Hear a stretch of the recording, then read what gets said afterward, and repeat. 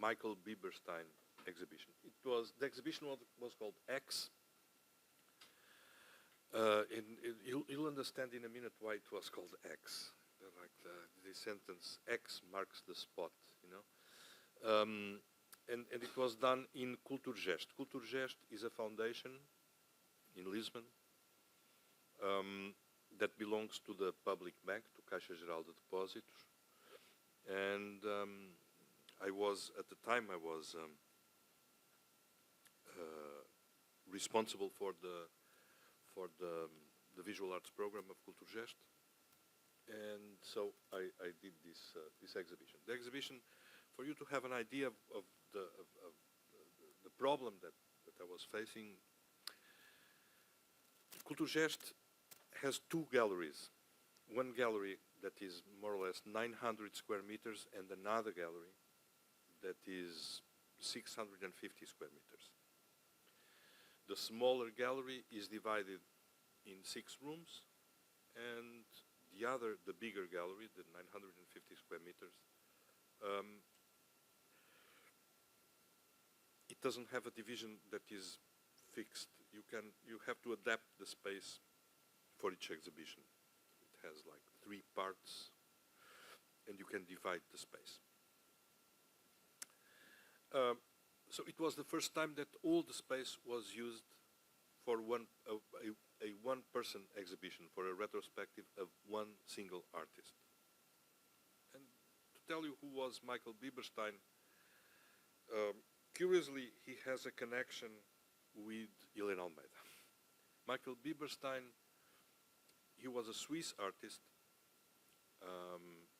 and he worked with a gallery in Switzerland in the 70s, in 1975. He worked with a gallery called Erika und Otto Friedrich. It was a quite famous gallery at the time because it was a gallery dedicated to conceptual art.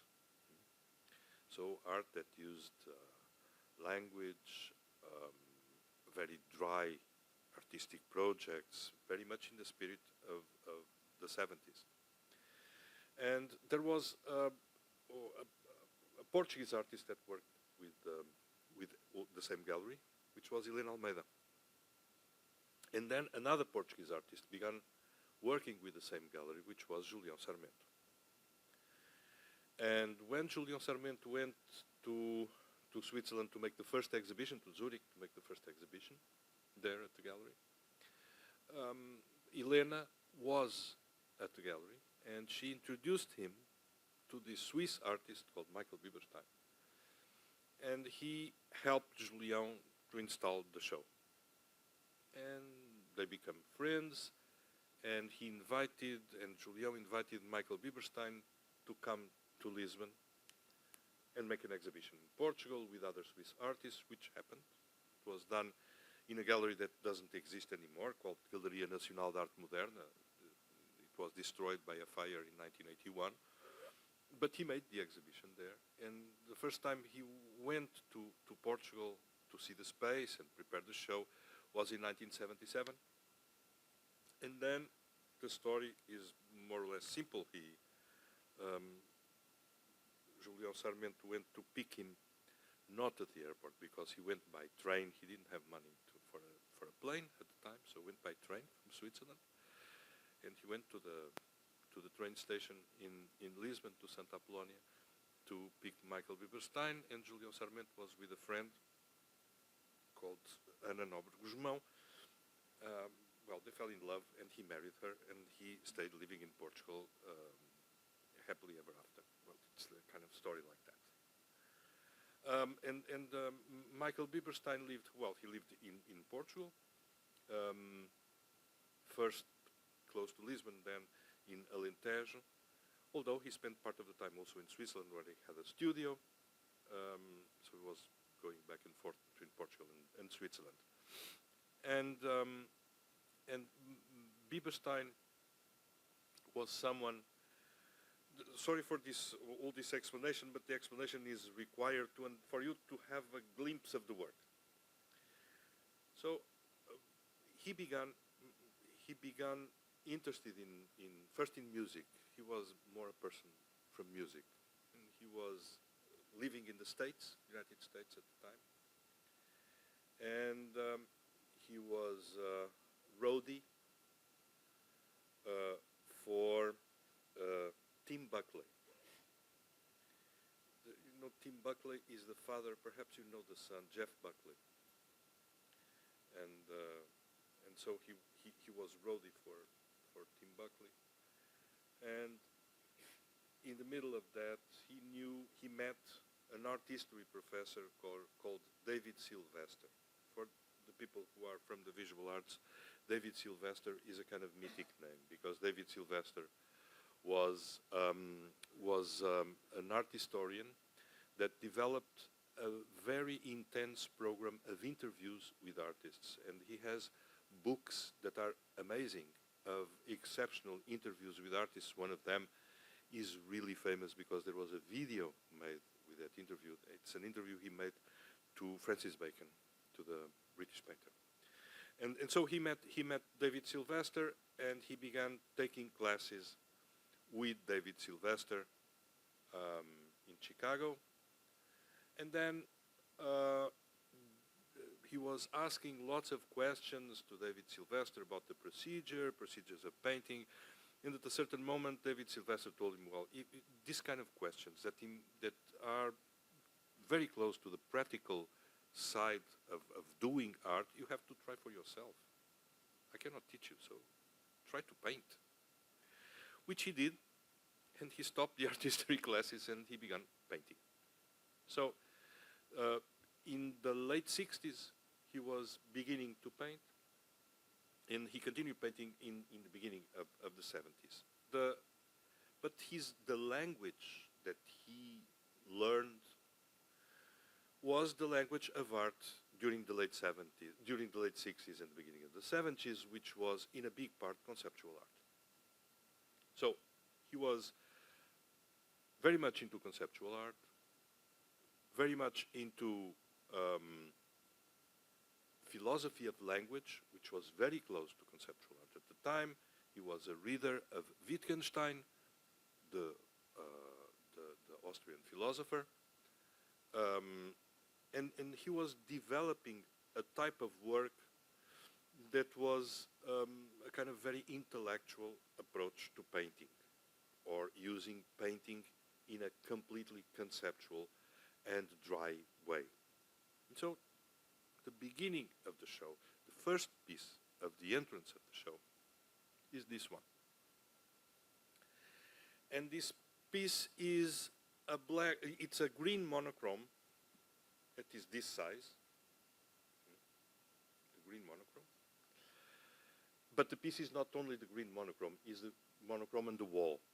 And so he has this piece has an instruction, which is whenever you install this monochrome, you paint the wall where it is with this specific yellow. And he had the color code, the RAL, which is the international color code. So you paint the wall where it is with the RAL, and the person who is organizing the show will decide where to put the painting on the wall.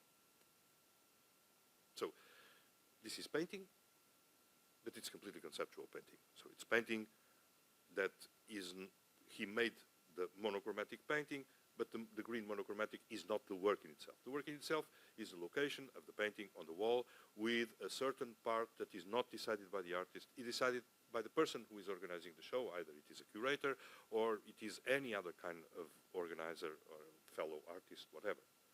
And this piece belongs to an artist. As a matter of fact, now it is installed in Lisbon, this piece, in another exhibition, and it was installed according to these specifications that are written in the work. So the work is not the painting, the work is the painting plus the installation instructions, which are inherent part of the piece. And so so the first thing was to decide. I had never seen this work installed. Nobody had ever seen this piece installed. And so I had to figure out where when am I going to put this on the wall? Michael Bieberstein was not alive anymore. He died in 2013, so this exhibition was made in 2018. We were very close. We were friends that we were very close. I had made a big retrospective of Bieberstein in the 90s at the Gulbenkian Foundation. But this piece, I didn't use it at the time, so I decided to put it on the wall. And that was the first decision that I had to make in this retrospective was how high am I going to put the piece? And Michael Bieberstein, physically, he was a very tall guy. He was almost 2 meters high, 199 perhaps. So it was very big, very tall. And as you're gonna see, his height is very closely connected with his work. And so I decided, so I'm gonna put the work on the wall as high as I can. So I was leaning against the wall, and I stretched my arms, and the highest that I could get was where the piece was. And so it had the same, let's say, the decision had the same quality of chance that the instruction has. If the instruction was read by someone taller than me or shorter than me, the piece would be in a different place in the space if the procedure was the same as mine, okay? And so that was the beginning. The decision how to do this was the end of a road that began 1 year before, when I began analyzing the work from Bieberstein.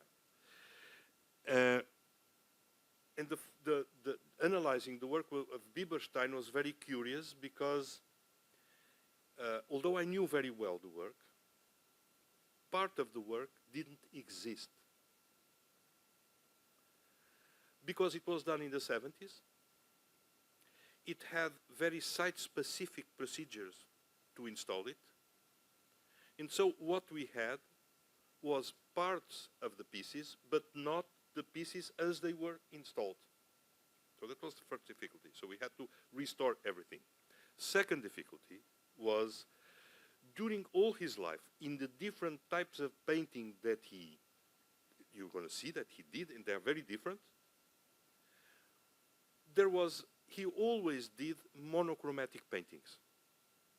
Most of the time black monochromatic paintings, sometimes in other colors, but mostly monochromatic paintings. These monochromatic paintings, he had a code to them. And the code had the initials of the things that he was stressing in that particular piece. So he was stretching the problem of or the surface, or the size, or the paint, or the color, or the surface treatment. And he had initials for all these procedures. And so the name of each painting is like an equation. Like paint times surface times size. And that is a name of one painting. But he has this, he's always doing these monochromatic paintings. And I had to understand, how am I going to use the monochromatic paintings in the show? Am I going to do a room with the monochromatic paintings? Can be. But I was not happy with that. But I had a difficulty, and this is the kind of things that one makes an exhibition, and one person exhibition, these kind of problems can appear. You know, there is this wonderful French painter from the beginning of the 20th century called Pierre Bonnard. Pierre Bonnard is a wonderful painter. And Pierre Bonnard, during his life, he painted interior scenes. He's a very classical painter. He painted interior scenes. He painted landscapes. He painted portraits. And he painted his wife taking a bath lots of times, like 20 times in his life. You have her very young, taking a bath, older, taking a bath. And he continued painting her in the bath after she died. And I saw a retrospective of Pierre Bonnard at the Metropolitan in New York in 1998. It was a wonderful exhibition. It was not very big, but it had one room that had around all the paintings of his wife taking a bath. Like 20 paintings all around the room. And it was unbelievably intense. You know, I was like, I had an epiphany in that room. Like, fantastic. You see the time passing. You see the relation between the two of them. You see how he paints her after she died. And you understand that she died, but she's still in the bath. And it's really an amazing work. So I was really touched by it. And I was not the only person being touched. I had a conversation, a kind of conference with a colleague of mine that saw that exhibition also, and he was talking exactly about that room in that exhibition in 1998. And then, I don't know, 10 years ago, I saw another retrospective of Bonnard at the Tate in London. And that exhibition was chronological, so the paintings of the wife were in their chronological places. So if he made one in 1898 and another one in, I don't know, 3 years after or 4 years after, it was in the rooms corresponding to the chronology. And this was a much bigger retrospective of Bonnard. And in the end, I thought, no, there is one thing that is missing here, which is the reunion of the paintings of the woman in the bath, because the specific intensity is not here. And yes, I understand the chronology, but it doesn't matter, the chronology. What matters is that bubble of a problem in that painter's head that occupied him throughout his life. And so I had the same problem with Michael Bieberstein. Shall I have the intensity of having all the monochromes in a room, or shall I put them along the way? And I was, for 6 months, I could not make a decision. And I didn't know, and it affected all the installation of the show. Then, as the Kulturgest has 2 galleries that are separate, I had to decide how was I going to make what was the story that I was going to tell. And I could not decide myself. So it was a very painful process. And there was a moment when I understood, no, he was using monochromes as we use punctuation in language. We use commas, we use exclamation points, we use 2 dots, and this is part of the way how we explain ourselves. That's what he was doing with his visual language. He was doing the monochromes because a sentence needs to have a comma in the middle, or needs to have an interruption, or needs to have a point of high intensity, and then other types of things. And so I could not put them together in a room. I had to put them along the show. By chronological order, no. Chronology is indifferent for the monochromes. I put them in the show as punctuation. So if I needed a red monochrome here and not there, I would put the red monochrome here and the black monochrome there. Even if this one is a later monochrome and that one is an earlier monochrome, it doesn't matter. That's not the important thing. But to make all this process, I needed 6 months to understand that in my head, how it was trying to approach how he would do it. And then not to make the same thing, but to translate it in my own visual language, respecting his visual presence. So, monochrome problem more or less solved. Second big thing was, how are we going to organize the show? And there was something very clear, that Bieberstein was working on a first problem in his life, which was the location of the body facing in the space. and then he began being interested from the location of the body in the space. He began being interested in landscape. And he was painting landscapes, or something that we can call landscape. So let's divide the paintings. Everything that is connected to landscape in one gallery, so in gallery number one, the bigger one, and everything that relates to the location of the body in space, the first gallery. Okay. So first work in the exhibition, let's begin with what? Let's begin with this idea of an X that marks the place. And so he had this work, which was a white monochromatic painting with an X, and then the X on the wall. Third problem, how are we going to do it? He's not alive. Can we do it? Can we paint the X on the wall? Shall we present the X without the X on the wall? We have photos of it. And how is this painted on the wall? What is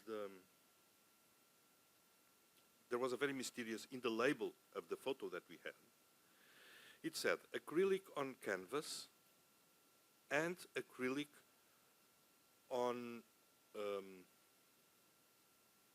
gauze. Acrylic on canvas and acrylic on gauze. On gauze. There was no gauze. We had canvas with the X. And we had a restorer that was with us, like restoring the paintings, the old paintings. And she said, yeah, I understand. You know, we have this gauze, these stripes of gauze that we use to repair very small pieces of canvas. And these stripes of gauze, he didn't paint the X on the wall, he painted the X on gauze. And the gauze was glued on the wall. And yes, and it was like that. So we asked the restorer, can you paint the gauze exactly as you see in the photo? Yes, it doesn't have any expression. It's monochromatic painting. Right? We know the color because the color is the same as the color on the canvas that is painted on canvas. So she restored it, and we knew that the relation of the thickness of the X that is on the wall was, because he was rigorous like that, corresponded exactly to the difference on the length. So we had in length, we made a very simple rule. So the percentage of growth that it had was also the percentage of thickness that it has. So this was the first one. And then we could continue with the other ones. And so we had the first room of the show. Okay, we have the first room decided. And then we had the second problem, which is at the same time, Bieberstein was doing, we had photos of it. He was collecting these metal pieces in a junkyard that was close to his house in Switzerland. And he was collecting these metal pieces, and then he would put them against the wall, and he would make the outline of the metal piece. So the metal piece on the floor and the outline. And so, we had an ethical question here. Can we do the drawing? And we thought, yes, we can do the drawing because there is no expression in that drawing. The drawing is just an outline. Everybody can do an outline. Just grabbing the piece of metal, put it exactly in the position that we have in the photo, and someone can draw the outline. And who can draw the outline? Well, I can draw the outline. But there was one artist that had shared studio with Bieberstein for 15 years. And he knew these pieces because he saw them, which was Julian Sarmento, and we asked Julian if he could do the drawing, and said, of course, it will be a pleasure. So we put the metal pieces, and Julien made the drawing, but it was not a Julien drawing, it was a Michael Bieberstein drawing that we just, for an ethical reason of being made by someone that shared the studio with Bieberstein, it was Julien. It was not even mentioned anywhere. But we knew that it was him. So we made this procedure, and then we had we knew the size of the metal piece. We had the photo, so we could measure in the photo the distance to the floor and make a rule to note the distance of the metal piece regarding the wall. So that was simple. But this was more difficult. So we had a room, and we had a photo also. But here the photo, this is a piece of metal the size of even smaller than this that is on the floor. And it has a correspondent on the painting. And so it took us some time to understand how is this done. Then we understood, I don't have here that photo, it's a pity. We understood how it was done. So he would make, imagining that that painting is as large as the wall where it is installed. It was just the painting in one room. Imagine that the painting is as big as the wall. Imagine that you let it fall on the ground. You'll find the place where the metal piece is.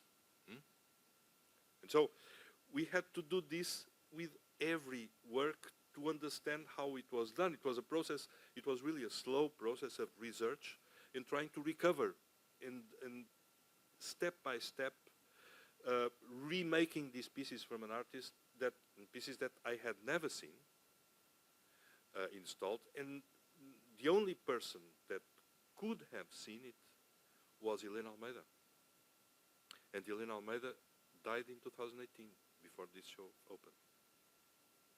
So it was the only person. The gallery doesn't exist anymore. So the owners of the gallery, Erika, Undotto, Friedrich, they died. So we had to go like this, step by step. Then we had another problem, which was this type of paintings that he made immediately after, still in the 70s. He had two types of paintings. He had that type of painting with 1, 2 canvases, but he had another type of painting which was a brush stroke that was in the canvas and on the wall. So he would put the canvas, the raw canvas, and he would make a brush stroke, chuck. And we had the canvas with a part of the brush stroke. And so can we do this? And we said, no, we cannot. Because this gesture is a gesture that is a gesture of a specific body done in a specific way with that, by that person. It has an expression, and the expression is the movement of the body. The movement of his body is not the movement of anyone else's body. So we cannot do it. And so these paintings, we have half of them, and we didn't present any of them, because we could not complete the piece, and showing just the canvas was not the work. It was part of the work. It was like showing half of a diptych. But those ones we could. And then we had we had these pieces, these three-dimensional paintings with gauze and canes. And we had the gauze, and we had the photo. We didn't have any canes. We had the canes, the horizontal ones, not the vertical ones. And so we decided we can, because they are normal canes. We got the canes, and then we had to understand what is the logic of the progression. And we understood which was the logic of the progression, was making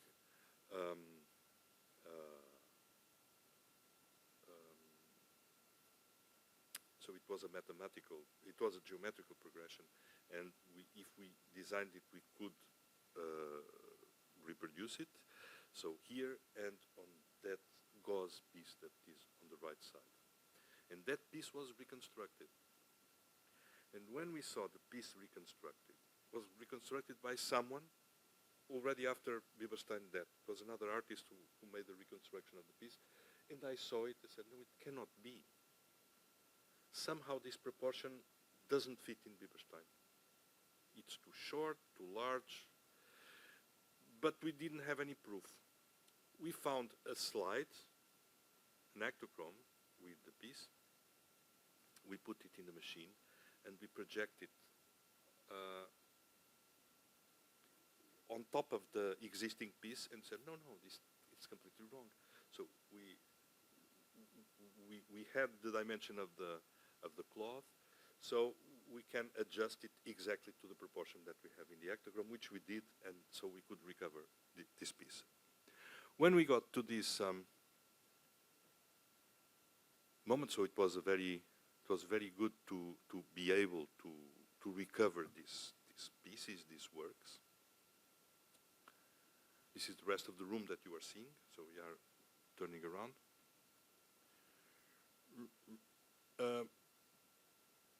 So we had to enter the other side of the exhibition. And the other side was the succession of rooms on the idea of landscaping. So he began doing these landscapes. They are like intuitions of landscapes in this raw canvas. And then he began doing like this one over there. Yeah, very early in his work.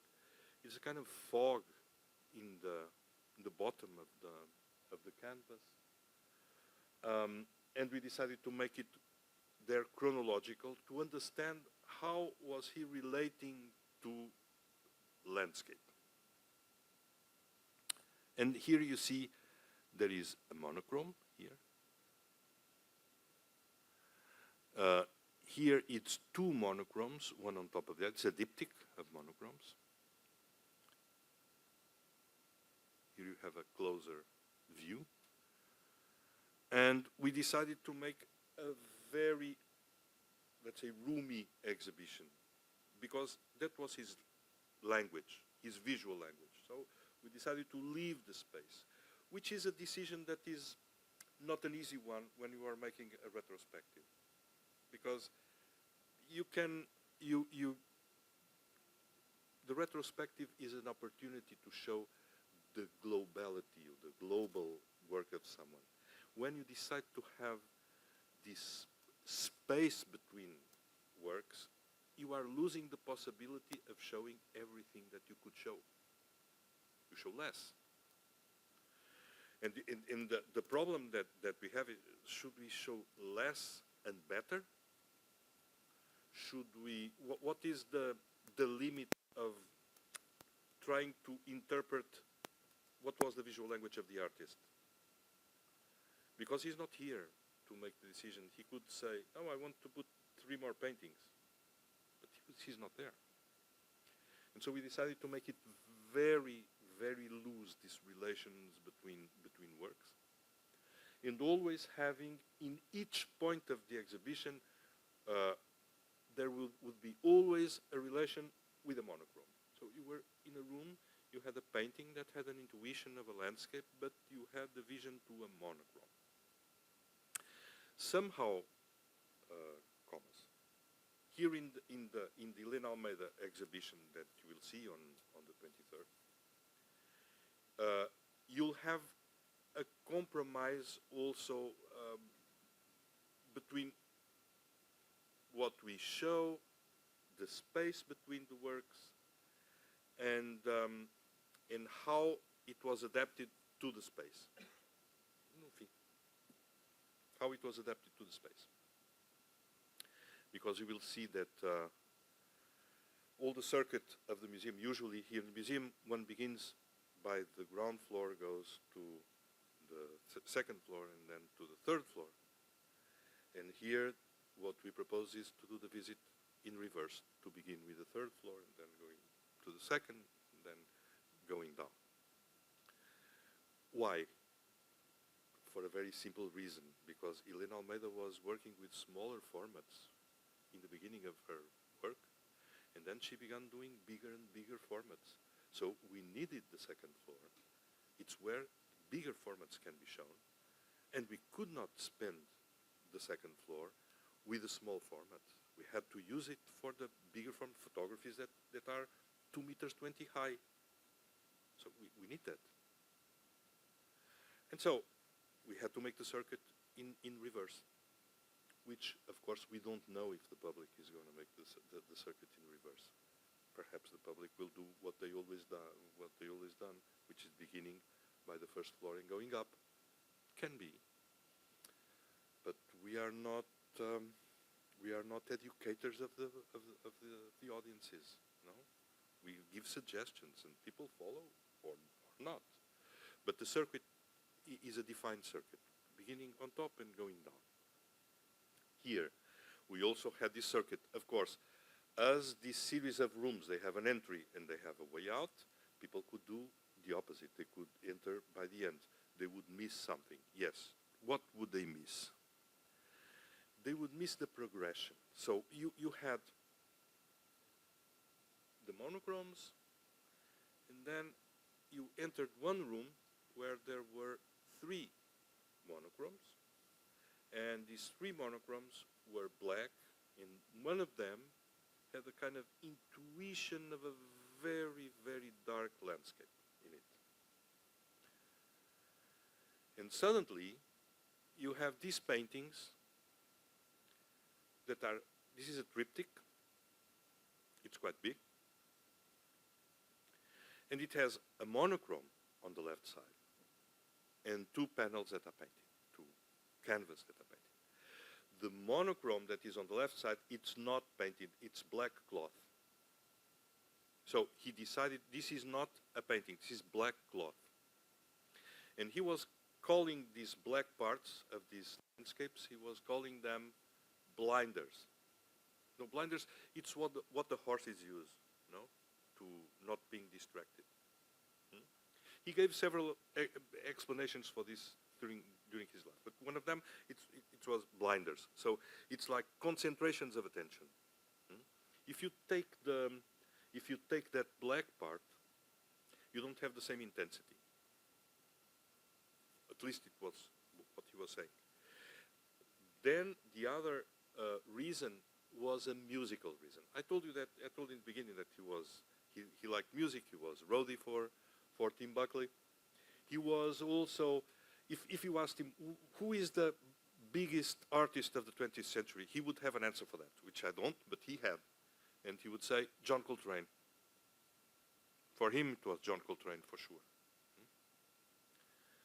Which I don't know if I agree, but I can understand that John Coltrane is an amazing artist, amazing musician. And he loved jazz, and he loved Bach. So this is a counterpoint. This is exactly like in Baroque music, the strategy of the counterpoint. This is what he does. The black part is a counterpoint for the landscape that is on the side. And this landscape is a mix between a very strong influence from one specific Swiss painter from the 18th century called Caspar Wolff, and obviously Chinese painting. And he didn't know, he was not an expert in Chinese painting. He was interested. He was looking. He was in Switzerland, he was from Winterthur, and in Winterthur there is a big collection of Chinese painting in one of the museums, and he was going, when he was a kid, to the museum very often, so he was influenced. And Caspar Wolff is from the same generation as Caspar David Friedrich, so the big romantic German painter, but with a difference. Caspar David Friedrich always has a person in the landscape. Caspar Wolff never has anyone in the landscape. The landscapes are a void. And that's what he has. It's a void. They have no person there. Why doesn't the person is in the landscape? Because the person is outside of the landscape looking to the landscape. That was the thing of the location, the X, who marks a point in the space, a reference in the space. And so when you arrive here, you understand the function of the monochromes. The monochromes are the dots and the commas and the exclamation points. So they are the punctuation of that. You need to breathe, you need to stop. You need to get your attention concentrated in one spot, then to go back and to see these bigger paintings. I was absolutely amazed. In 1998, I was doing an exhibition in Kiev, in Ukraine. And in the exhibition there was one painting by Michael Bieberstein. And at the time, Ukraine, they were in a very, very bad situation. They were in terrible economical situation. And the museum had nothing, didn't have the basics, didn't have the tools to install the pieces. It was really a difficult situation. And there was a person in the museum, a very old guy, that looked like he looked like a homeless. And he was there. He was not helping much. As a matter of fact, he was not helping nothing. He was like pretending that he was helping, but very thin guy with no teeth. And the first painting that we put on the wall was a Michael Bieberstein, which was not this painting, it was another one. But exactly from this period, and we put the painting on the wall. I don't know if you understood what size are these paintings. This is like 3 meters 20 per 3 meters and a half. So they are big. The monochrome that you have there is like this. And this guy, this old guy, we installed the Bieberstein, and he comes back. He didn't speak anything. He tried to speak a little bit of English, or almost nothing.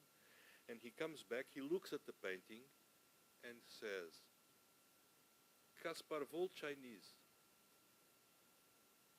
And I look at him, said, "Yes, that's correct, but Kaspar Wolf, it's such a precise, it was such a precise comment that I was completely surprised." And I asked the other people in the gallery, "So who is he?" He said, he was one of the biggest art historians in Ukraine, but that was in the Soviet era.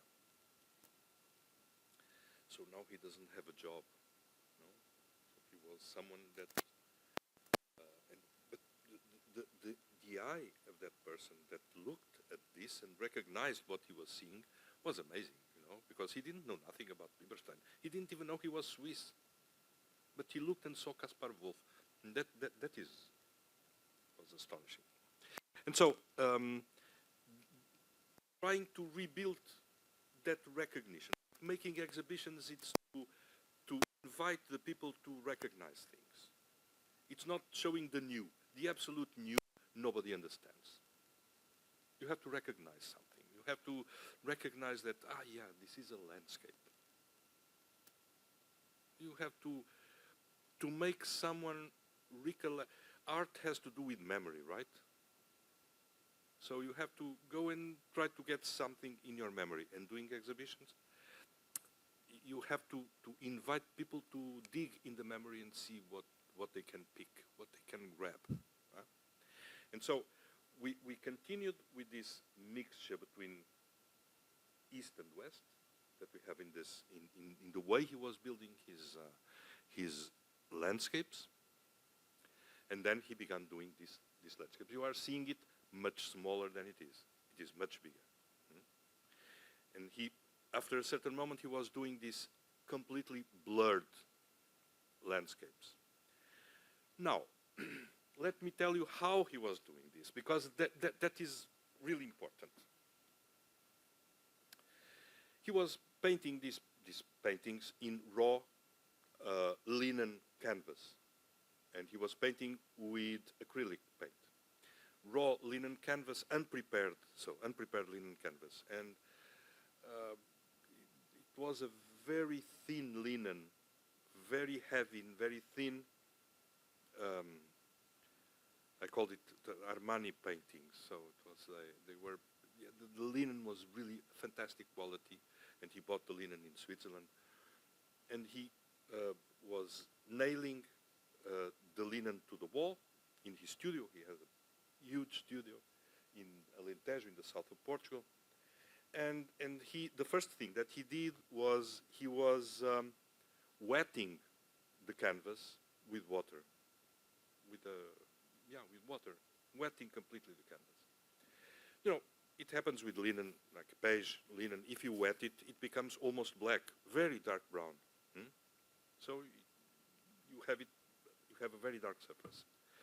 And he would begin making one layer of paint. He was painting with a compressor. So imagine a spray, but it's acrylic paint, so it's a water-based paint with a compressor. And he would make the first layer. He didn't know what he had done, because as the canvas was wet, it was almost black, it was very dark. He didn't know what he had done. So he had to wait for the layer to dry to see what he had painted. Then he would wet everything again and would make the second layer, and had to wait until it was dry to see what he had done. And like a painting like this has something like 40 layers of paint. Very diluted, but 40 layers of paint. So these paintings are blind paintings, like blind dates, but in painting. They're blind paintings because he didn't know what he was doing when he was doing. He had to wait until it was dry to evaluate what he had done and to do again. So when you understand this process, you understand how someone that began in so dry conceptual art was doing this painting because his process was so strict, was full of limits and full of procedures, as his conceptual work was, right? So, and for the public to understand that, you have to use the monochromes. So this was a room that had these two pieces, one in front of the other. And then this is a corridor that goes around. And at a certain moment, the size of the paintings gets bigger. This painting is called Jumping Jack Flash. He liked the Rolling Stones, okay? So it's Jumping Jack Flash. And it's really big. It's 7.5 meters long. So 7.5 meters. So it's a very big painting. And when he got to this kind of dimension in the painting, he was not doing landscape painting anymore. He was doing landscapes, period. Because you were, as a matter of fact, in front of this painting, you were in front of a landscape. You were not in front of a representation of a landscape. Which is curious because it dialogues with the history of painting in a very interesting way. The thing of painting is, in landscape, when you say the word landscape, you don't have any difference between what represents and what is represented. You say landscape, and landscape is the painting, and landscape is the visual field that is in front of the painter. It's the opposite when you say portrait, because portrait is the representation of someone that was portrayed, right? So what he did was he stretched that indifference between representation and visual field and stressed it to the way that the representation is the visual field. And these landscapes, they didn't exist anywhere else except his imagination. So they're purely works of imagination. They didn't exist for real. And so he began doing this big landscape. So you have here a person watching, seeing. So, and this was the end of the exhibition. It's curious because this exhibition began with works that were dry and conceptual. It was like axes in a raw canvas, and then it ends in this absolutely, you could say, romantic, glorious, musical magnitude of forms. The curious thing is that there is, in his mind, there was no difference between this and the conceptual work.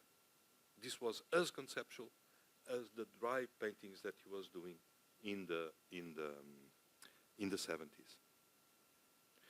And so, to end this, let me end with this last installation. It was not the last in the show. As a matter of fact, it was in the middle of the show. But this was an adventure. He made this group of, as a matter of fact, we were talking at lunch about it was an installation or it was an exhibition. So this was an exhibition and an installation. It's composed by a drawing and two paintings. This is one of the paintings, and this is the other painting. This painting is 4 meters 60 high. Yeah, like that high. And it's a dialogue that he made, and the drawing was in the table. I don't have so this is the horizontal one, and the other one is vertical. So the horizontal is also very, very big. And the table is a drawing, a very simple drawing, just with an indication of direction, and something that looks like a vessel, a boat. And this installation was done in dialogue with a painting that belonged to the Ancient Art Museum in Lisbon, which is a painting by a painter from the end of the 18th century, a painter that, as a matter of fact, he died in 1789, so the year of the French Revolution, and he was a painter that was very important in the pre-revolution period, and he made this painting. The painting is a shipwreck. In the painting, there is a big, like an island with a huge stone, and there is a boat that a shipwreck, and the boat is sinking, and there is a group of sailors that are trying to get to shore, and they are getting safe ashore. And he made a very beautiful text, Bieberstein, saying that painting, that painting was one of the last examples of a world that had an order that didn't exist anymore. So it was the order of before the French Revolution, something that was rigid and solid and had a theological justification. God would explain what happened of good, what happened of bad. So it was an organized world, a solid organized world. And then with the revolution, everything was, that world was shattered into pieces, and different orders appeared that systematically they are being shattered into pieces and they are rebuilt.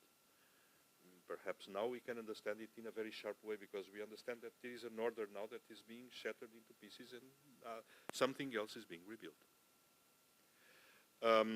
And so he was saying that this, what was this proving that that this dismantling that painting in the elements that it had, the light and the possibility of redemption and the dark of the tragedy and the disaster, dismantling the painting, was like a task, a fundamental task to ask also contemporary times. And the title of this exhibition was very interesting. It has on the beautiful and the sublime and the importance that it still can have to contemporary art. And the text was about that, and the paintings were an essay on understanding that. And when we were doing this, doing the reconstruction of this with I don't think I have, no. I don't think I have, no, I don't have a photo that had the painting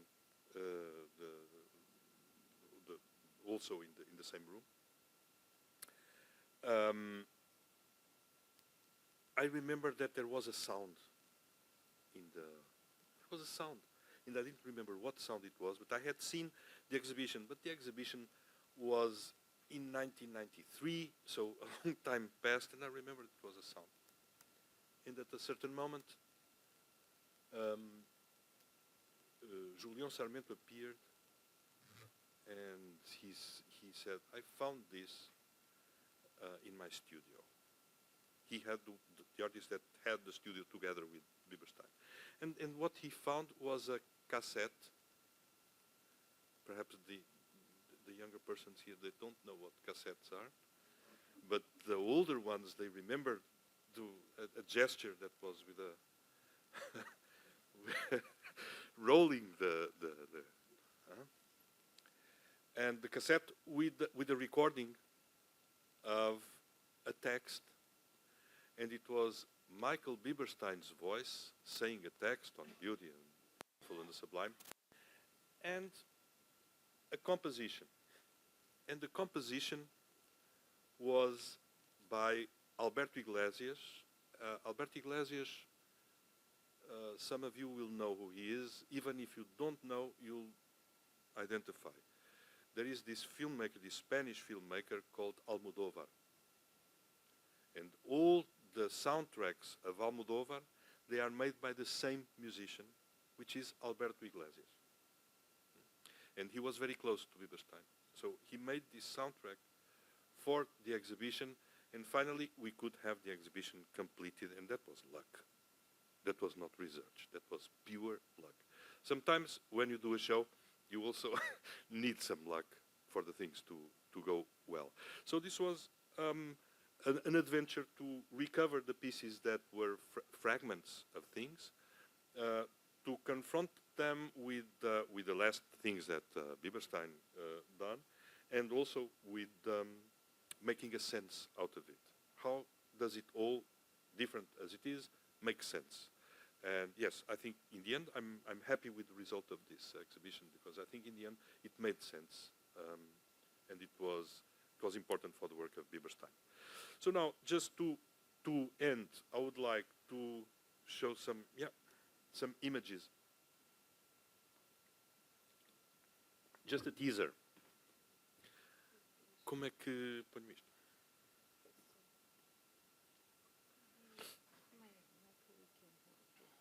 Eu sei que eu sou muito nabo. Eu estou há tanto tempo a olhar para o ecrã, estou a chorar como não vai dar. Não, queria se tivesse um lenço de papel.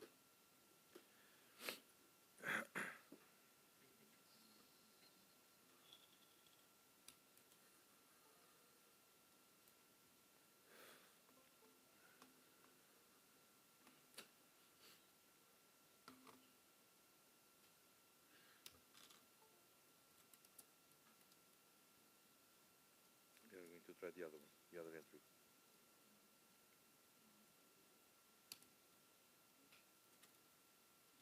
Another way around.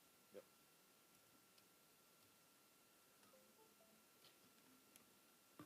Obrigado.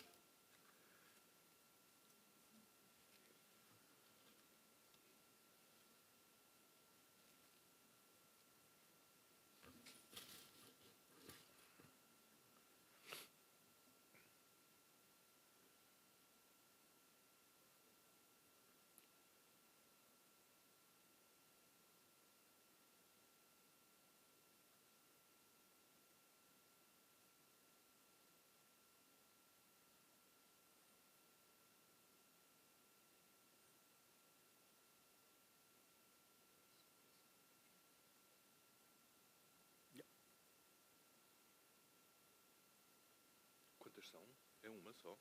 São três? Ok. Ah. Okay. Yeah. We can stay with this one. Yes. And the other ones are... Yeah. Okay. Here, no? Yeah.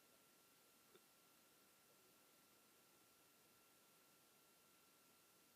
Oh, it's fine like this. Okay. Thank you.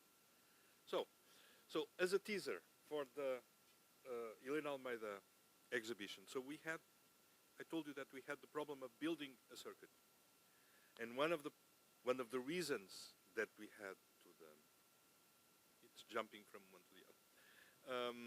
One of the reasons was this installation. This is a piece that is very, very rarely seen, because it's a very big piece.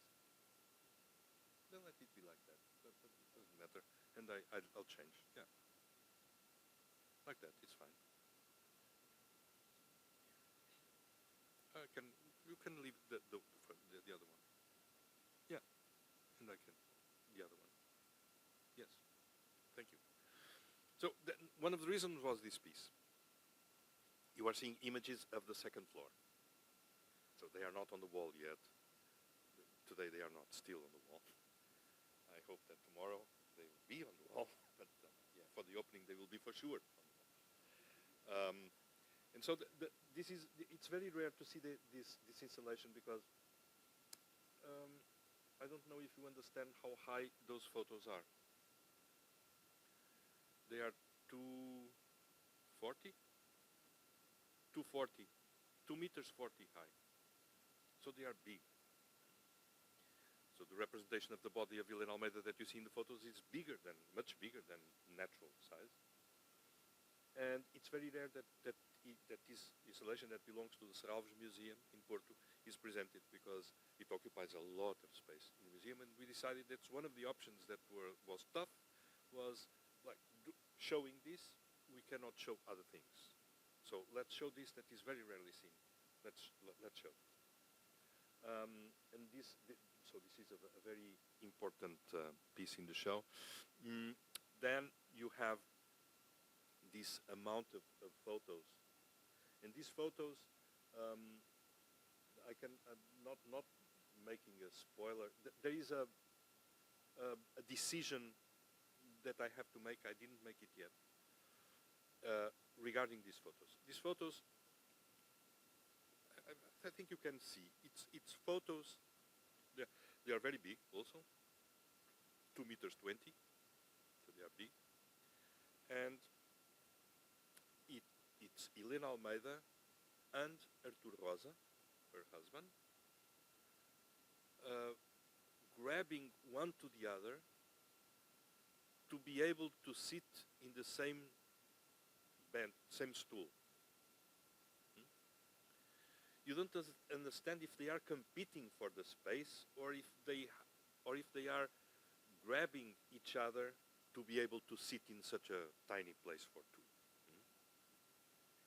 It's a very sensitive thing, because they were already very old when they took this photo.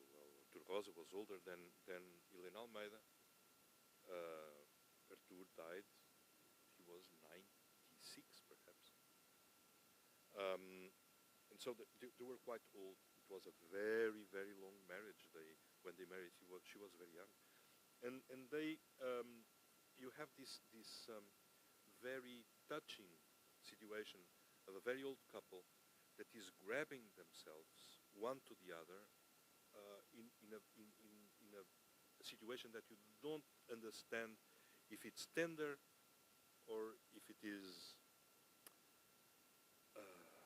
how do you say, if it is a necessity, if it is tenderness, or if it is a condemnation. So it's very beautiful. And one of the things that is more touching in the image is that the size of the bodies, they are life size. They are exactly life size. You look at the photos, and they are the same size as we are. And as you see better in the other photos, there is this floor in the photos of Helena Almeida, and this floor is always the same floor, because she was making the photos in the same place of her studio. And the studio was the studio of her father. Her father was a sculptor, very important sculptor in the mid-20th century in Portugal, called Leopoldo Almeida.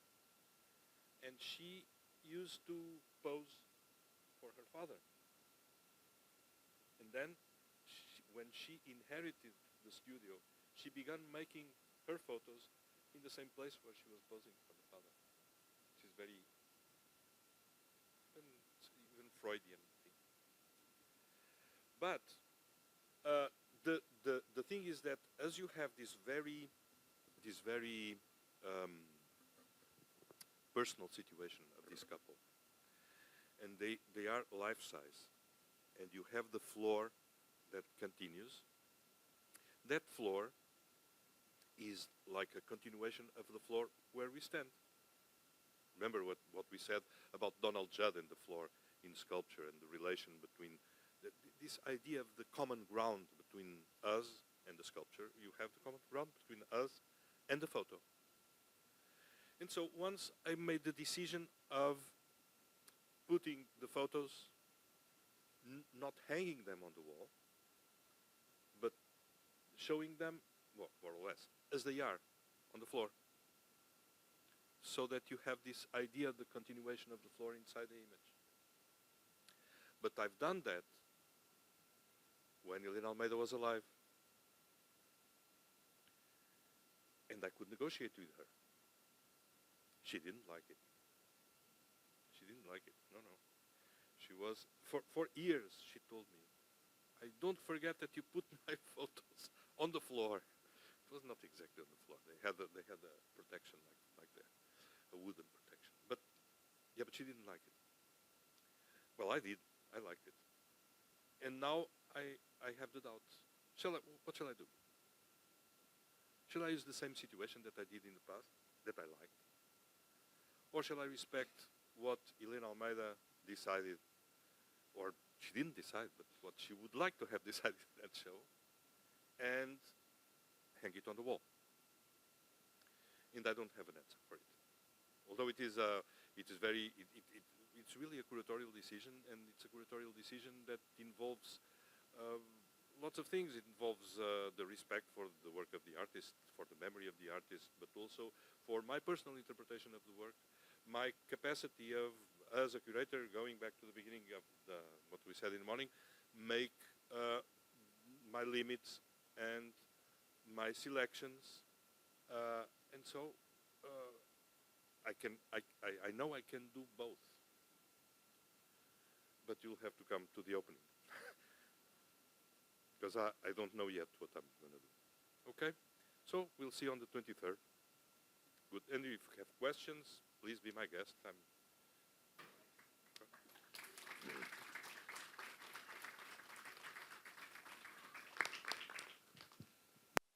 Thank you so much for this very insightful sharing of the curatorial practices, and I enjoy a lot this morning and afternoon. Every word you say, I share a lot your experience, so thank you so much for sharing. And I would have 2 questions, yes, if please. I can. First of all, one of the qualities that I enjoy so much today is the sensitivity that you show in sharing this your experience being a curator, and the way that you understand the artists and you respect them. And so you talk a lot about it's making sense. You say several times that, okay, for me, you're trying to figure out what would be the best way to show these artworks, and you would say, oh, it makes sense. And going back to this very old question of sense and sensibility, yes, there is this, being an artist, it's about being passionate, perhaps, I think. And being a curator, it's about being maybe sensible On the contrary, because you also mentioned about being attentive. When we're passionate, maybe we are not so attentive. I would like to see, for example, do you practice some kind of artistic practices? No. At all? No, nothing. No, I don't play music, I don't do anything. No, I'm a parasite in those things. So I consume. But I'm a consumer, I don't practice. No. So can we consider that you are saving all this space, not being the actor of the art, so that you can be even more attentive? Well, I would like to say yes, but I don't know if I was ever so deliberate as that. I think yes, of course that I think your question is, or comment more than a question, is very sharp in this idea of a big part of our work as curators is being attentive. Attentive to details, attentive to the process, attentive to what are the conditions of something to make meaning, to produce meaning. And of course for that, I don't know, but I have lots of colleagues that have, one of the most wonderful writers in contemporary art that I have huge admiration for him. He is a French philosopher, critic, art historian called Georges Didier Huberman. An amazing person. Georges, he plays guitar, flamenco guitar. He's a very good guitarist. And he spends a lot of time playing guitar, which I don't understand how he can have time to write the amounts that he writes and playing flamenco guitar and being attentive. I don't know. I don't have his secret. I would love to, but I don't. So I have colleagues that are practitioners. I even have curators that I consider my colleagues that are also artists doing visual art. So I don't think that it has to be like I do it. I do it in this way. Perhaps I don't have the talent to be an artist anyway. So it's not a decision, it's a condition. Thank you so much. That totally answered my question. And then the second question, it's about, this morning you share about the evolution of how we experience exhibition. You talk about aesthetic experience of the viewer. I'm curious to know, in the 1990s, the French philosopher Nicolas Boréal, when he talked about aesthetic relationnelle, do you think this could be integrated into a curatorial research, into the way that when relations become the aesthetic experience of an exhibition, to further what you have mentioned this morning until the end, and then to be the continuation of that? Is there a possibility of that? Well, I am very critical in relation to the expression esthétique relationnelle of Nicolas Boréal. And I'm very critical because for me, the term aesthetic or de-aesthetical is already a relation in itself. So I have a relation when I'm in front of a Géricault or Manet, because we were talking about Manet. And there is a relational situation that is built, and of course with works that interact with me in a direct way, like for the example of Nicolas Boréal, Rikritira Vanija, and the idea of sharing, for example, a Thai soup. Of course there is a relation, but that relation from me, it doesn't stem out from a statical point of view in its root. It stems from human relation in general. And human relations are, as the name indicates, relational. So what I think is through time, there is the openness from, and I think it begins from the artistic practice, the artistic practice of involving the acknowledgement of the figure of the spectator. I think the invention of modern art is the figure of the spectator. And it begins, as a matter of fact, with Diderot. Diderot, who is the inventor of art criticism, he's the first one to justify that you have art when you have a spectator. And for the spectator to be involved in the art practice in his time, he would say that what is in a stage, because he was also a theater critic, what is in a stage and what is represented must be absorbed in itself so that you can believe in it as a world in itself. The thing is, through time, the idea of world in itself was not enough. And so what is behind the canvas and what is in front of the canvas, they had to open communication systems. It's very much what we have. It's the problem of Helena Almeida. It's exactly that. She went to Paris in 1964-65. She saw the work of Lucio Fontana, and the way he was doing cuts in the canvas opened a connection between the real space and the fictional representational space behind the canvas. And she understood that it was that problem she wanted to address, the relation between reality and fiction. And I think that what we call relational aesthetics was always present in this relation. What is new is that all this, at that time in the 90s, what all these artists were trying was to see if it was possible to move only in real space and leave the representational space. I think with time in the 2000s, the idea of communication between the two realms came again to the surface. And so the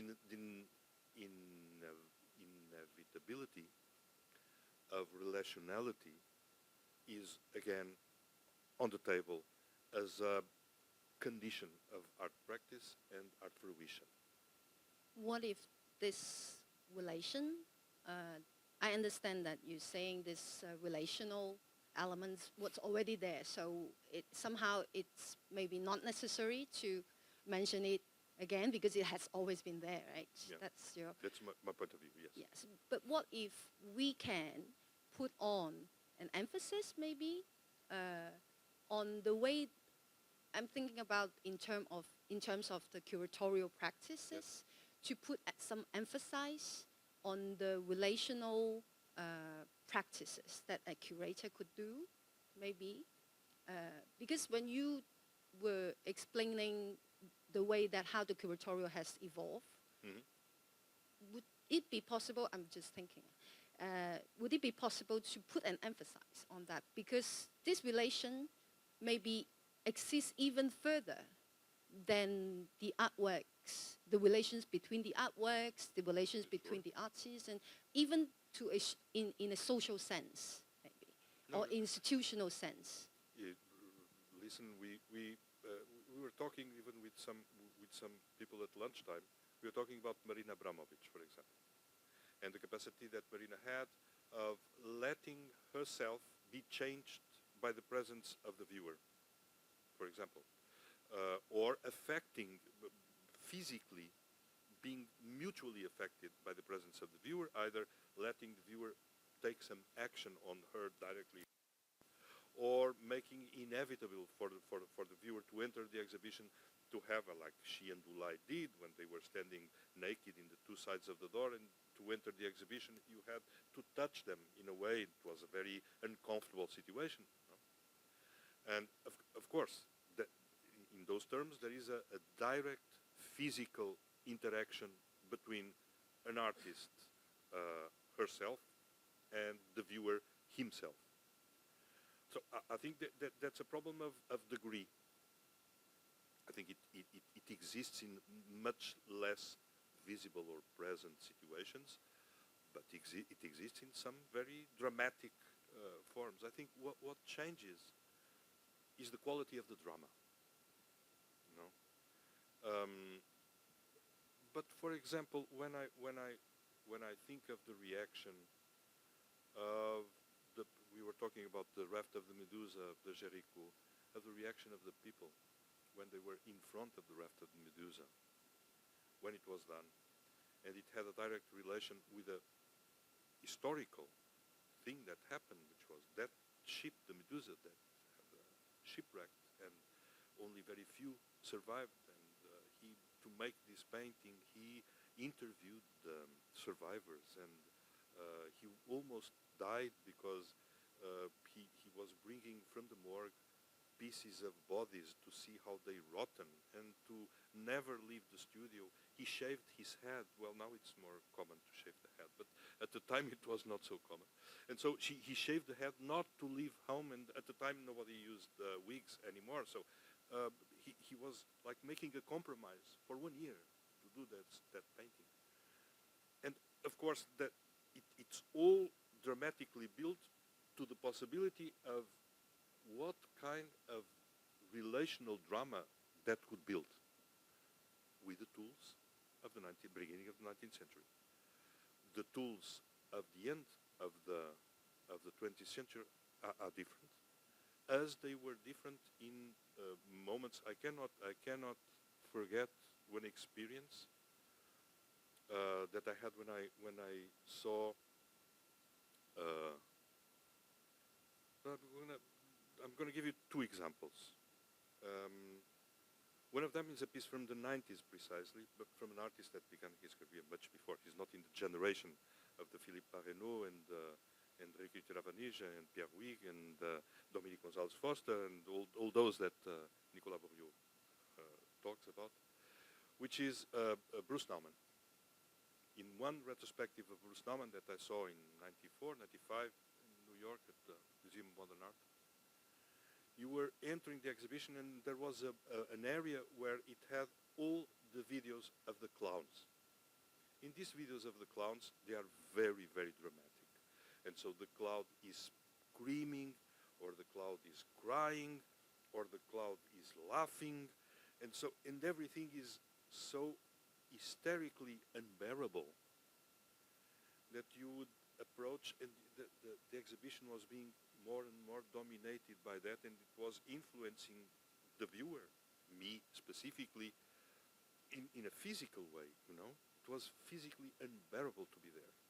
And when you entered finally the room, you had like, this is the most powerful visualization of crisis that I've seen. And it was relational. Oh, yes, it was.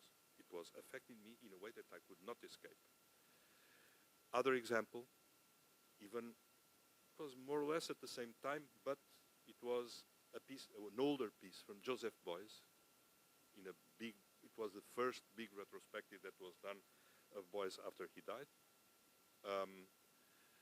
And you would see room after room of sculptures and the photos of performances and the drawings and the secret diary for a secret person in Ireland, and you would go and go and go, and at a certain moment there was a smell that you could not identify, a smell that was very intense, and said, well, maybe he uses grease, perhaps it's that, and you got to a room, and the room was more or less dimension of this one, and it had 4 blocks of stone with like 1.20 meters high, complete with a surface, a reflect like a mirror on top, a dark mirror on top. And you could not recognize what it was until you arrived close to it. And they were containers for olive oil from the 12th century that he had filled with olive oil until the top completely. And so the smell was olive oil. And it was so intense that it was, and the curator of the show was Harald Zeeman. And Harald Zeeman said something that is exactly what this word relational refers to. He said, this is a thermic, in terms of temperature, machine to travel in time. You enter this and you travel in time. You travel in time to your childhood. You travel in time to the childhood of a certain idea of European culture. You travel in time to the Middle Ages. You travel in time to a different place, a different time, a different living experience. And that transport, it's just an aesthetical relation of being there, you know? And so I think that those two examples for me, you cannot be stronger. The art cannot be stronger than that, in my opinion. It doesn't need to touch me. It doesn't need to feed me. It doesn't need to nothing. It needs to involve me in a way that I cannot escape. And now, 30 years after those exhibitions, 30 years, I still remember vividly that experience as I lived it at the time. So, yeah, sometimes drama can be subtle. No? Thank you so much.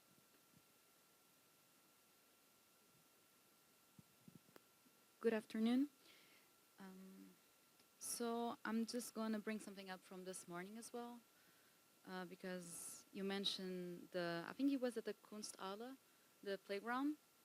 Yeah. And you mentioned people saying people didn't know how to behave. Yes, it was the expression, yes. Yeah, I thought that was quite funny because that goes precisely against the purpose of it. Because if it's a playground, it's for children, let's say, and children don't know how to behave. So why would adults know if they see the same thing? I mean, children,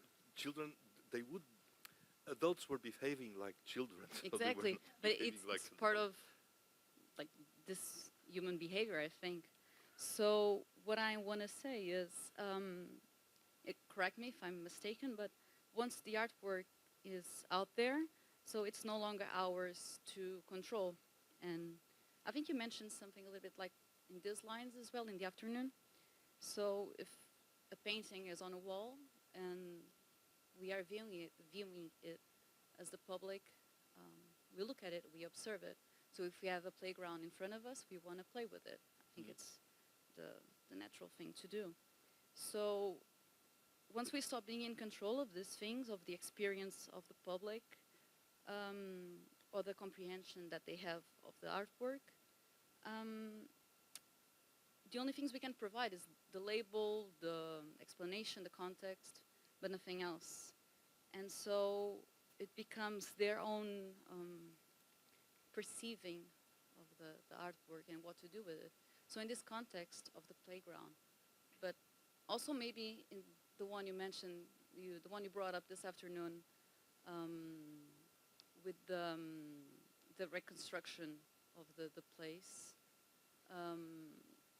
So what are the boundaries of what we can and we cannot do when we consider how people will react to it? So if I have this idea of this thing that I want to do and I want to show people, how can I convince the rest of the team or the people who work with me or the manager, the director of the museum, let's say, that this is going to work and it's supposed to happen in this way and it's natural, so I won't get canceled or I won't be, oh, you're weird because you're doing that, you know? If I had the answer to your question, I would sell it. No, of course there is the, it's again the thing of the negotiation. The goal of a curator when we make an exhibition or a situation for art is that it is appropriated by the audience. Being appropriated can be different things depending on the type of work that we are talking about. Of course, the bad behavior of the people in the Robert Morris show at the Tate in 1970, of course, for Robert Morris was a success. It was the best that could have happened to him was he transformed the viewer into children that could not control themselves. So he entered the, it's like the Walter Benjamin with the cinema. No? So it's like he entered the person and he extracted what he wanted, which was that compulsion to play. No? It's fantastic.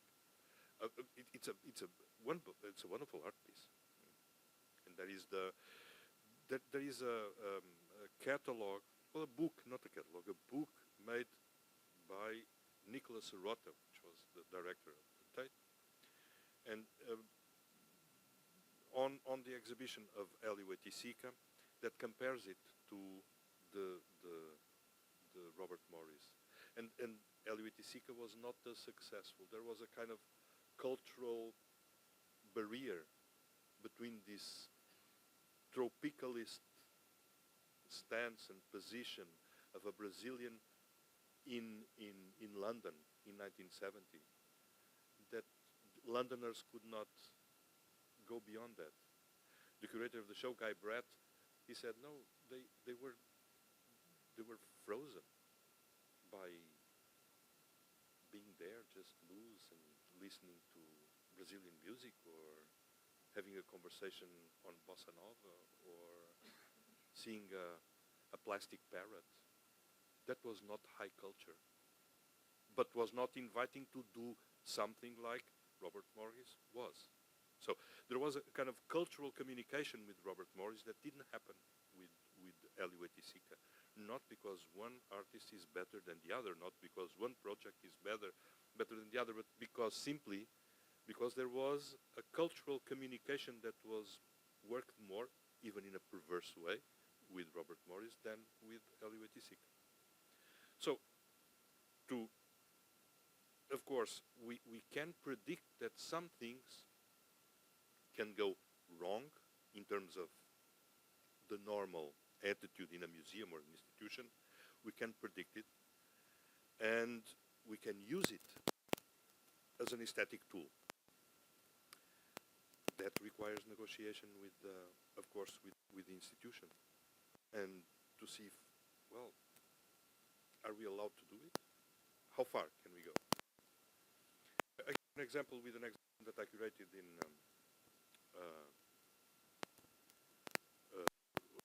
I'll give you two examples. One of them was some years ago, not many. I've done an exhibition of that Kaderatia, of that artist that I've shown the pieces that have to do with colonial appropriation. I've done an exhibition with him and in Kulturgest, the same place where I was showing the Bieberstein show. And one of the pieces was a police barrier, huge police barrier. And I blocked with that piece, I blocked the circulation from one side of the building to the other. And I knew that as the building is not only a building for art, there was a bank also in the building. I knew that people were going to be really pissed off with the people that had done that thing of interrupting the circulation. No.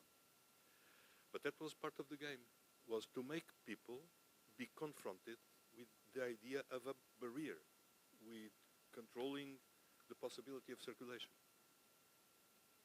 And yes, the institution accepted it. And so we played that perverse game until the end. And we accepted the complaints of people saying, I cannot circulate freely, you are stopping my normal pathway to one side of the building to the other. Yes. So that was one.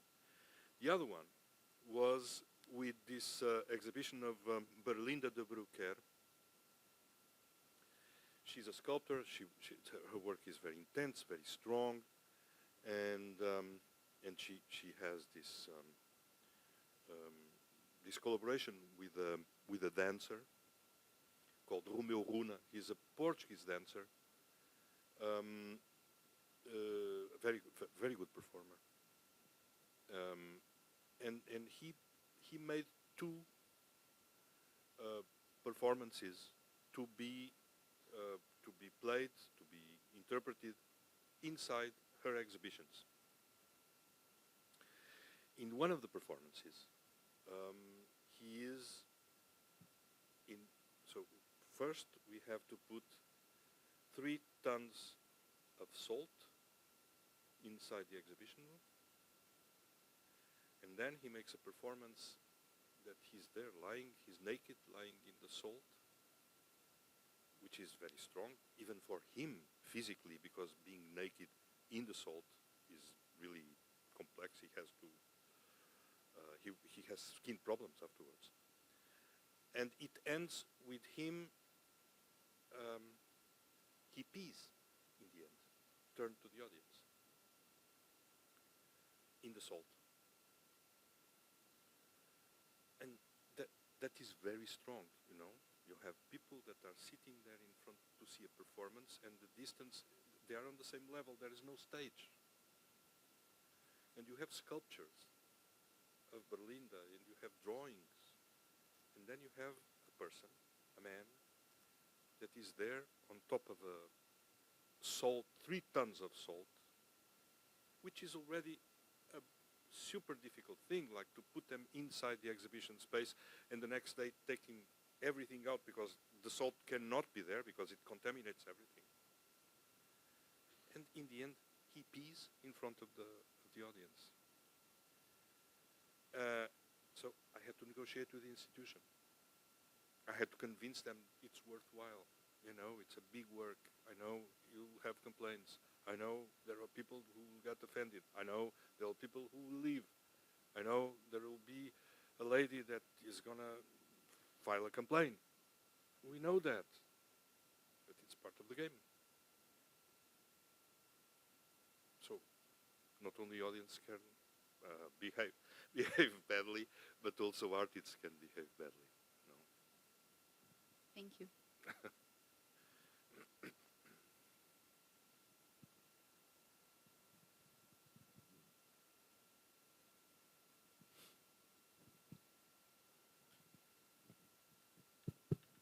Any further questions?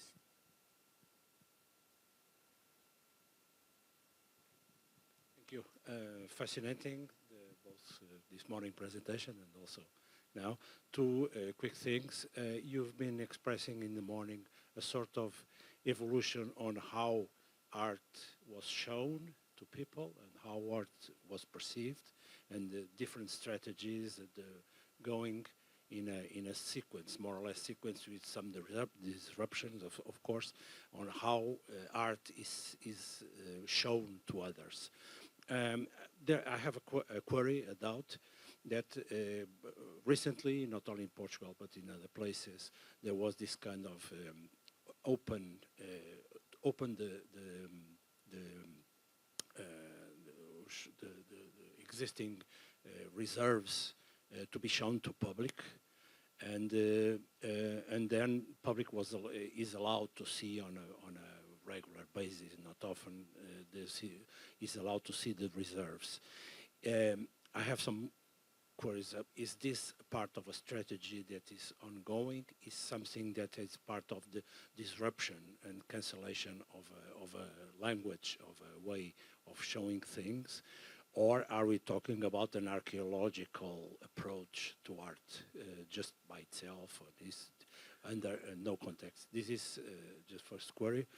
Second query is has got to do with this slide, which I find it very interesting when you were speaking about the doubts that you still have for this ongoing exhibition. This slide is very curious from the visual standpoint of view, because in this Artur Rosa and the Helena Almeida photos, by chance, perhaps or not, the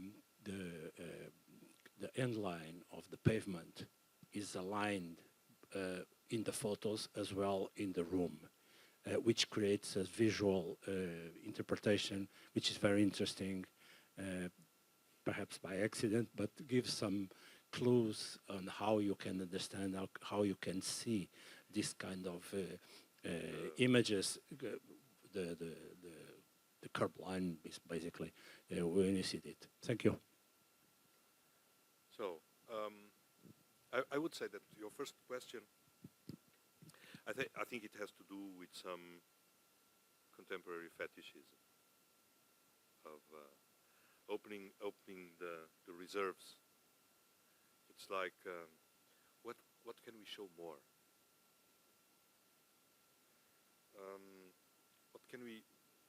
How can we strip more the museum?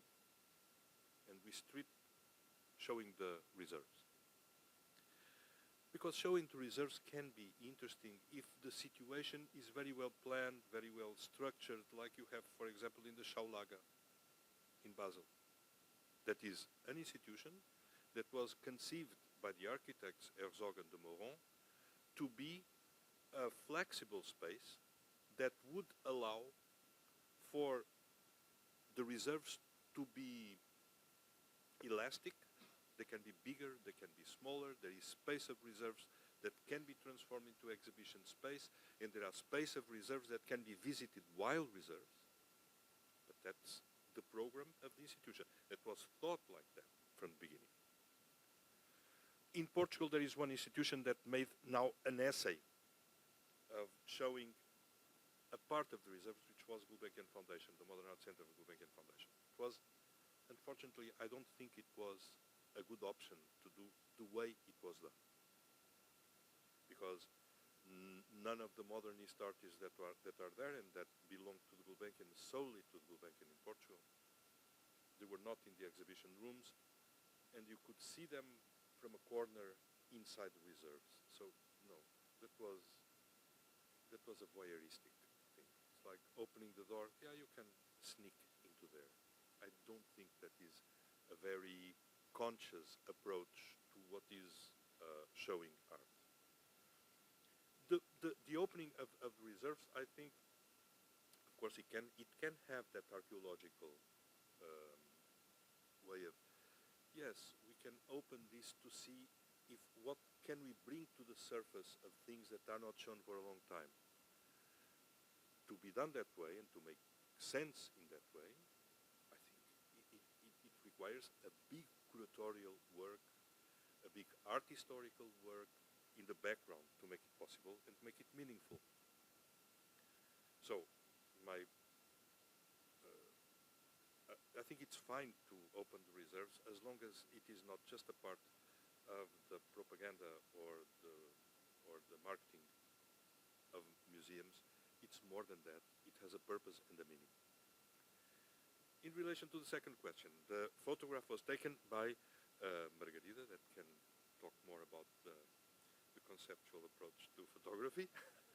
But, of course, when my question, if it made sense, the continuation of that floor, comes from the coincidence. It was not thought.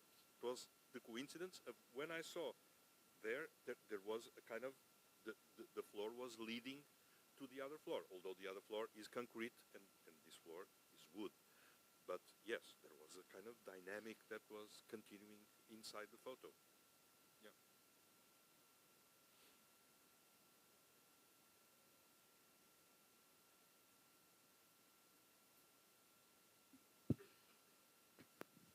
Just one quick question. Hello. At the end of, after you finish curating an exhibition, and all is said and done, and people start coming, what makes you feel fulfilled? What makes you feel I've done it? And what makes you feel I've failed?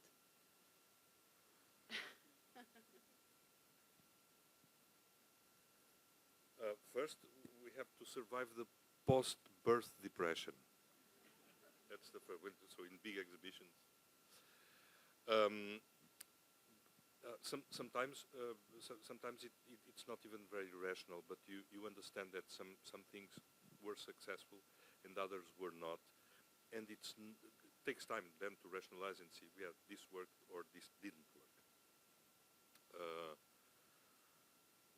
For example, in these two exhibitions that I was showing, of course, there were details that I thought it didn't work well.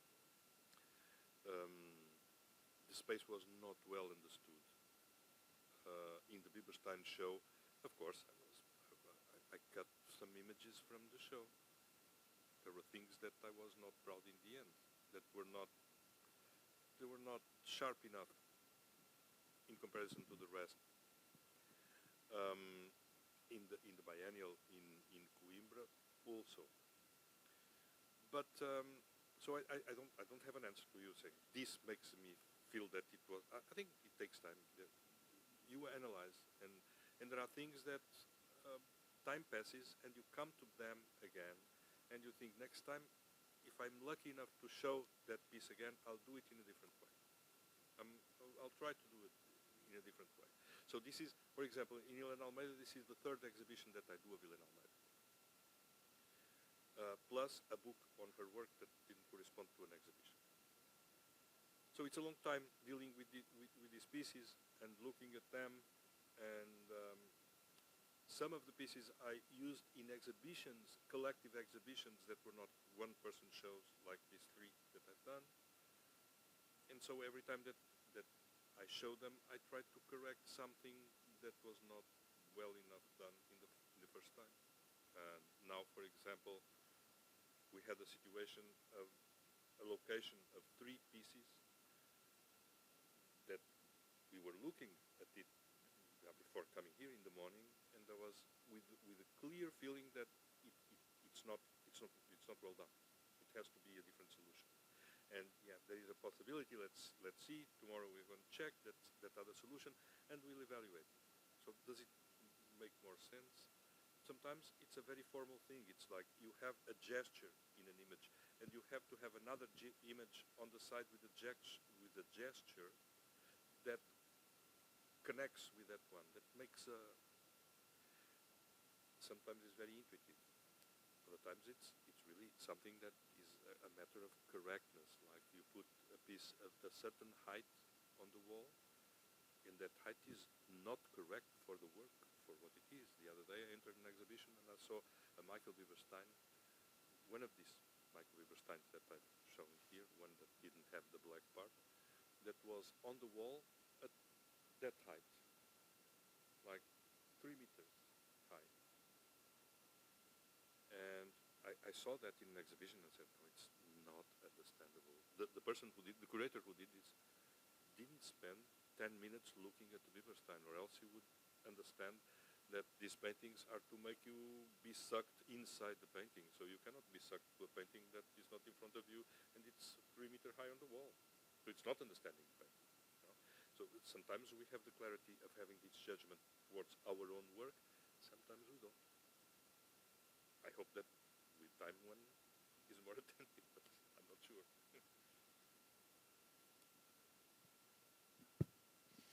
First of all, thank you so much, Professor Sardo, for outstanding presentation, which I truly appreciated and benefit from. As a curator, I would like to know, do you typically start with a core concept and then find artists to fit in, or do you let a group of artists work, shape the exhibitions narrative collaboratively? And this is the first question. And second question is, when you're selecting artists for a show, what criteria do you prioritize beyond the quality of their work?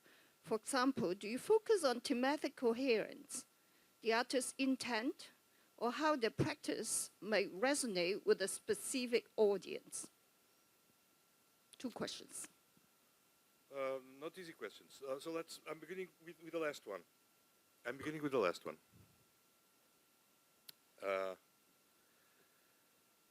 Depends a lot, you know. Depends a lot. I would say that I always prioritize the specific relations that I can build with the artist in the construction of the exhibition, much more than how it fits a specific circumstance. So for me, the relation with the artist, the relation I have with the work of the artist, it's not the friendship with the artist. The relation I have with the work of the artist is fundamental. It's essential. And so I tend, other curators have different approaches, different ways of working. I tend to work with the same artists again and again. And I like it. I like to go back to the same artists and make one exhibition, 2 exhibitions, 3 exhibitions, and through time learning more. So I like a lot to work like that. For example, now I'm not doing an exhibition, I'm doing a book on a Portuguese sculptor called José Pedro Croft. He's a very interesting sculptor, and I'm doing a book on his public work, the work that he has in public spaces. And for me, it's really rewarding because I'm going through the works, I'm selecting which I'm including, not including, doing the invitations to the other writers, dialoguing the text, and this is one way. This edition is one way of curating, but I can only do it because I have done 2 exhibitions of Croft and I've done 2 catalogs of his work, and so I have a ground to discuss with him. I have a ground to dialogue with him. And so, I don't know if this book fits the editorial panorama of Portugal or the German editorial panorama, because it's going to be published also by Katja Hans in Germany. I don't know. And that was not at all my concern to make a parallel with an exhibition situation. So, the first thing for me is how am I moved with a specific work that makes me want to work with that artist. And there are lots of artists that I would love to work, and I never had a chance, and I never will. I would love to curate a Bruce Nauman exhibition, for example. It's an artist that I've been living on for a long time, living on in terms of seeing and seeing and seeing. But yes, so first it's the problem of the relation. So the first question, sorry, I'm beginning to be tired and I forgot the first question. The questions on the first question is, as a curator, you will first make a call of the title or the theme first for the exhibition before you recruit artists, or you just select the artist and let the artist shape the exhibition with a theme by collaboration. Okay. I had the two situations. I had situations where, in 1993, I made a biennial in a small place in Portugal. All the artworks were done specifically for the space, and so I talked with, and the idea was that the space had a wall around it. It's called Óbidos. It's a very little village in Portugal, and it has a wall all around. And the wall, Óbidos survived like it was because it had a wall, and also it didn't expand because it had a wall. So the wall was the salvation and the condemnation of Óbidos. And so I invited artists that I think would be interesting for them to think about this situation of enclosing, and so I invited Marina Abramovic, and I invited Anish Kapoor, and I invited Michael Wiberstein, and I invited David Tramlett, and I invited Giovanni Anselmo, and they all did pieces in their own language, in their own way, around that place. They went, they visited, and they made works that were not, I didn't have any boundaries for the work. So you do what you want to do, as long as we can produce the pieces and we can present them. But I had other situations when I had a theme, and I was looking specifically to works that corresponded to the theme, because it was a more demonstrative exhibition. So it depends a lot on the type of project that I'm asked to develop or that I propose. There are projects that you have to find the words that fit. But always, when I try to find the works that fit in a specific context, I have to be very careful not to illustrate concepts with artworks, because artworks, they are not made to illustrate anything. And so I can find works that fit in the context, but not that illustrate a concept. No, that idea I don't use it. Okay. Thank you all. Thank you, Professor. Thank you. I have 3 questions, but I will leave them for later, as everybody is tired now. I have a comment for Elise. There's a fantastic book here on how curators host relations. Relations not only in between the viewer and the art piece, but also in between communities and curators, and artists, and objects, So that's a very interesting one with contributions by several European authors. I will now invite you all for a group photo. So maybe I would ask Professor to sit here with us. Ah, cool.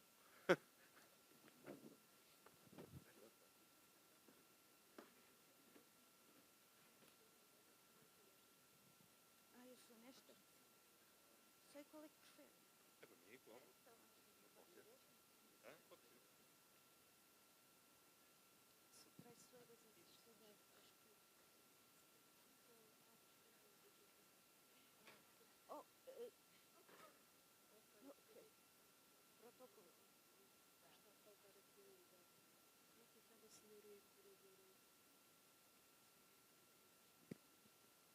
Should I say 1, 2, 3, or everybody smile?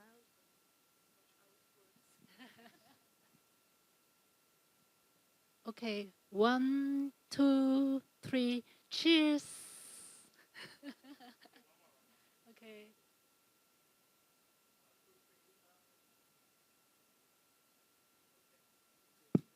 Thank you so much. Thank you all once again. Thank you, Professor. We see you on the 23rd for the opening, and hopefully on the 24th for an upcoming lecture on the life and work of Helena Almeida. Thank you so much. 申請咗證書嘅朋友咧，就記得喺簽到處嗰度咧簽翻最後一個名㗎。咁我哋個展覽23號6點30分咧就會開幕，歡迎到時咧再見到大家。咁另外教授亦都會聯同呢個聯合策展人咧，會有一個講座喺24號嘅，亦都有由聯合策展人宋振咧舉辦一個叫做明字的表達身體敘事工作坊，歡迎大家參加。